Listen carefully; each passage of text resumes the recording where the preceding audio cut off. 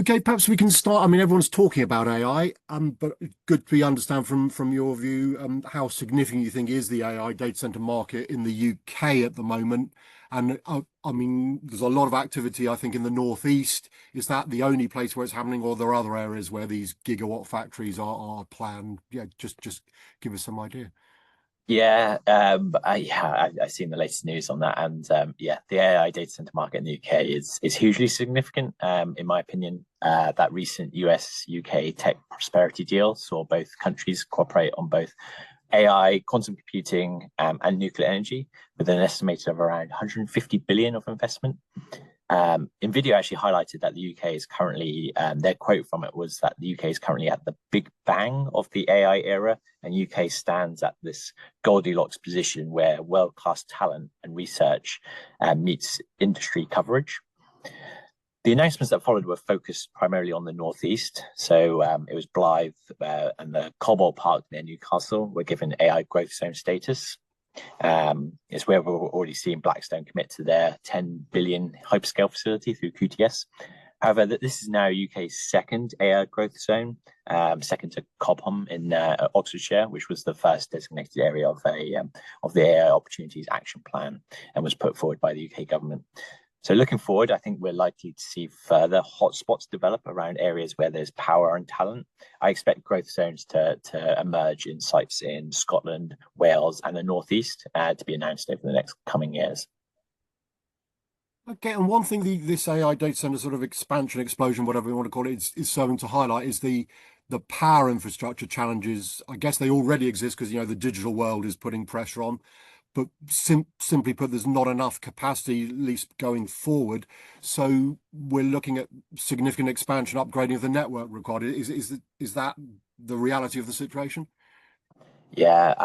Most definitely. Actually, I remember presenting on the need for grid infrastructure across Europe, even before we saw the ChatGPT moment in 2022 when AI applications saw this mainstream adoption.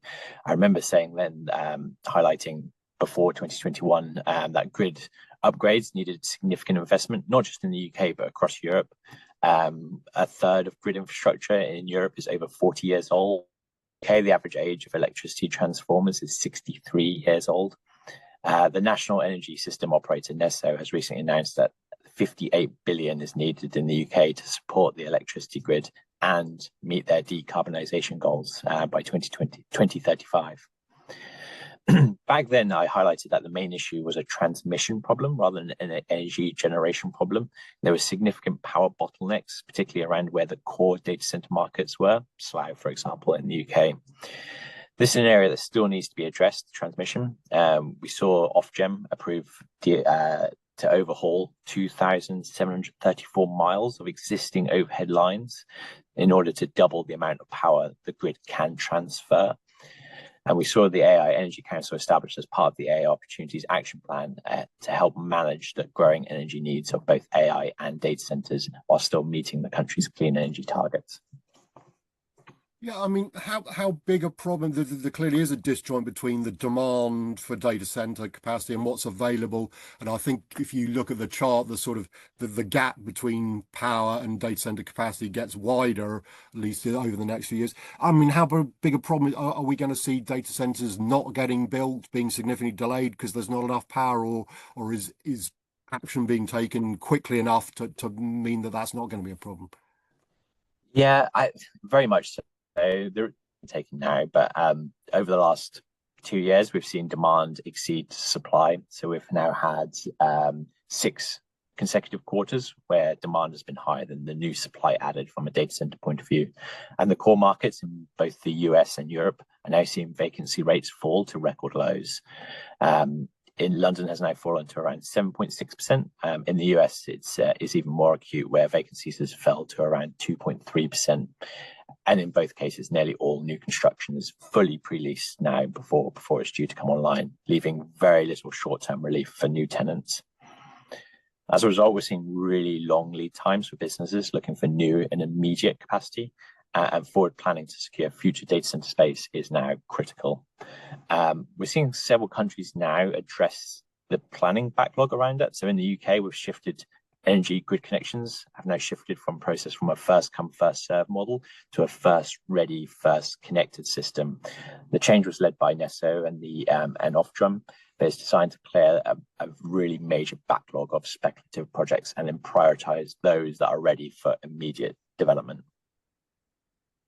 Okay, and I believe microgrids and everyone talking about small scale nuclear, which is going to happen at some stage. That I guess they will gain in importance to address some of this grid shortfall. But how quickly can those assets? Because I think small scale nuclear is potentially not going to happen until the next decade. But just your thoughts, I suppose, as to how much microgrids, small scale nuclear, and any other sort of alternative energy resources can help with this shortfall of power for data centers, obviously in particular.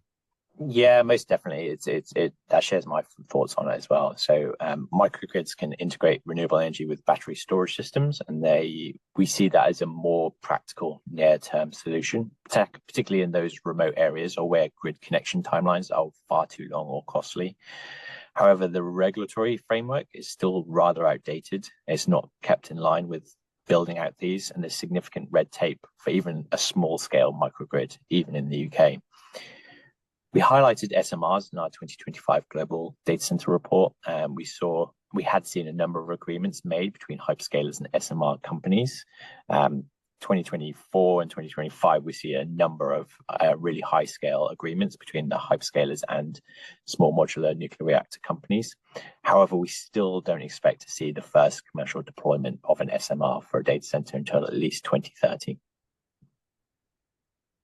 Okay, and alongside the overall power shortage, but there are potentially some parts of the UK where power is a bit more available than in others, if I can put it like that. So do you think we're going to see other data center? I know, I mean, whenever I talk to the folks in Scotland, they're very sort of positive that they've got plenty available, loads of renewable power, etc. So just your thoughts. Like, clearly there are other issues, impacting latency and stuff, but assuming that time isn't critical for people, do you think there will be other locations just where there is more available power, so data centers might get built there? Most definitely, 100%. We're already seeing the shift towards bringing the data center to the power approach over the last couple of years, and Scotland's a really good example. It's good that you highlight that, because it's a country that generates more renewable energy than it actually consumes.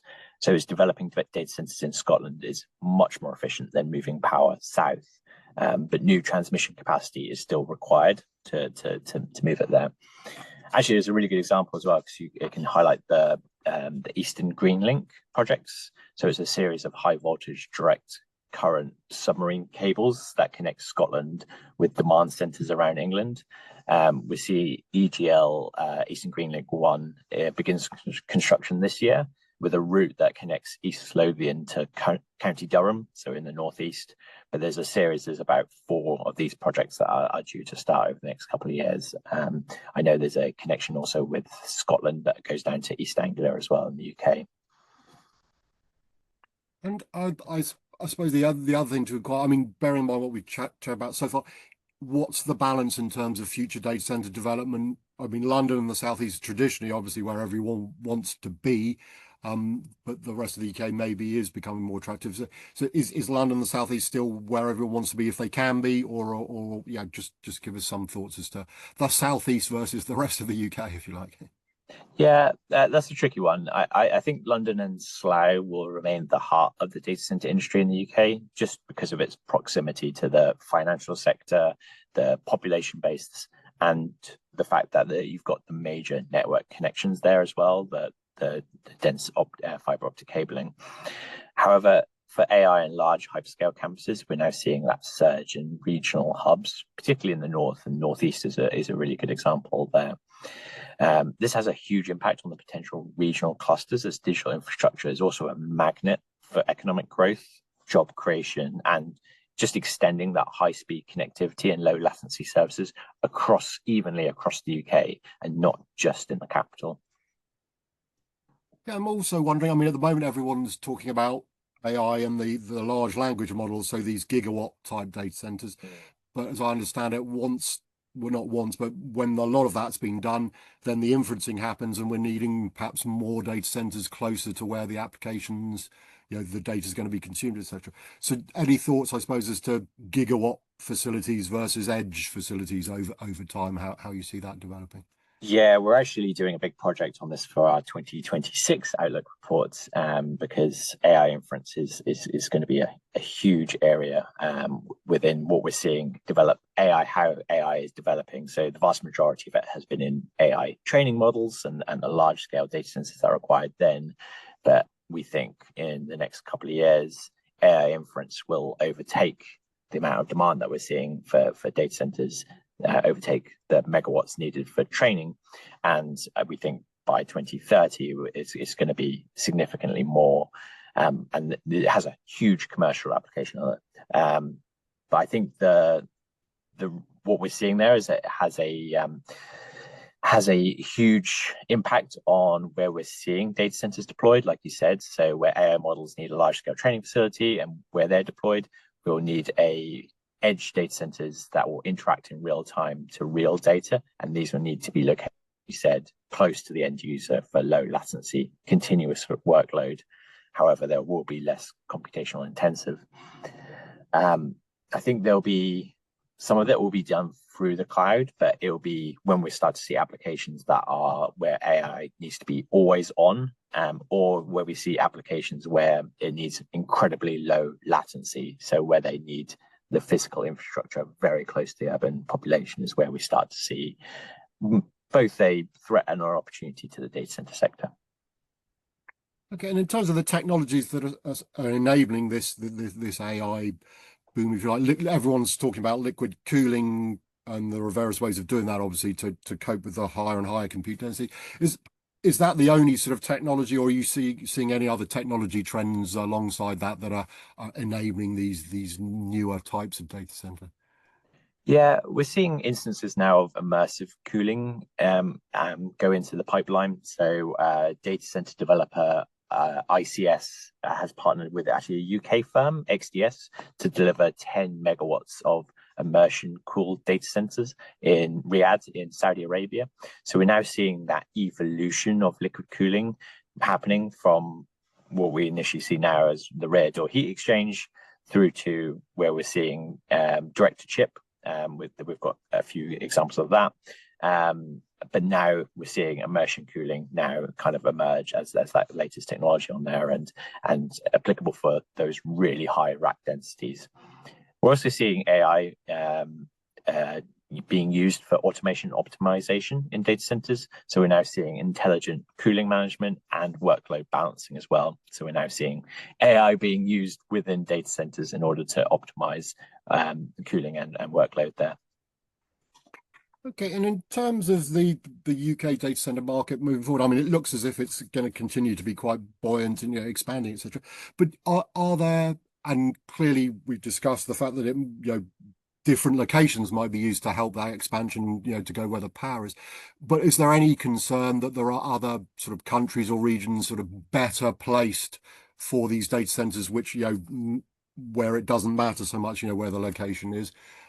Is there any danger that UK might miss out on some data center expansion because of this power, bottleneck, where other countries are not so, constricted, if you like? Is there any signs of that or not? I don't think it will miss out. I think the wave of unprecedented AI investments is quite significant, and I think the UK is actually rather ahead in terms of the game with its AI action plan already in place, the development of AI growth zones as well, and now being factored in the grid planning reform as well. I think it's ahead in terms of some of the other core European markets in terms of getting this ready and having a plan in place in order for that significant expansion. However, there's still significant work to be done, and definitely grid capacity increases are definitely needed. AI infrastructure, as you probably mentioned there as well, is increasingly location flexible, as we saw with OpenAI's choice of Norway for its 520 megawatts European Stargate facility. It's located in the very north of the country where it's got access to abundant hydropower. However, as per NVIDIA's comment as well, the UK has the edge when in terms of that convergence of world-class talent and industry coverage. which I think sets it apart from its other kind of competitors in the market.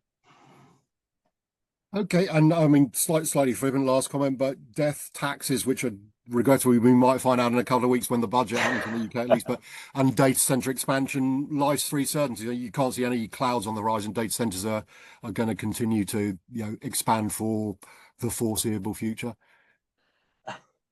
Yeah, I think yeah. I think the question is, I think most certainly, I think I can't foresee. I think data center expansion. I think the only roadblocks is terms of getting it built. I think is kind of the major one. Having access to the grid connection, having being able to build as fast as they need to. I think that's the.